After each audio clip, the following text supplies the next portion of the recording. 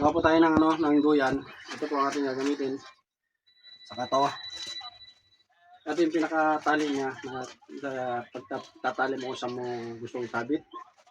Tapos ito naman yung gagawin at pinaka-clamp niya. Kakawit mo lang siya, dalawa. Tapos dito natin, ito yung bilog niya. Kung saan natin na-assemble yung duyan. Parang ganito siya. May nagawa na akong maliit dito guys, pero sample lang to. Kung may halaga kayong pusa, aso, yan, pwede dito yan. Yan siya. Malaki po yan. Pag nakamuklat na ganyan yan. Yan. Ito yung sasabi ko na katulad nito. So, gagawa tayo ng malaki. Mangyayari yan pag nagbuyan. Yan. Pangit yung buka niya. Yan. Ganyan na siya maliit. Malilakas na ginawa mo. Ngayon, gagawa tayo ng mas malaki. Okay, sundan nyo na lang to.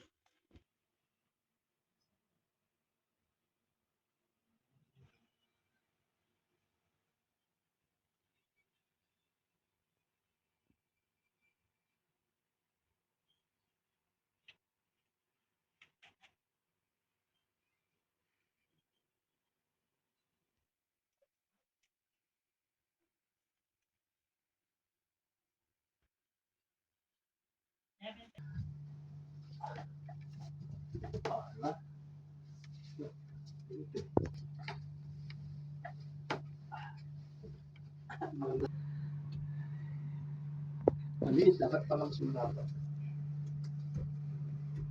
Balik ginagawa ko. Hello!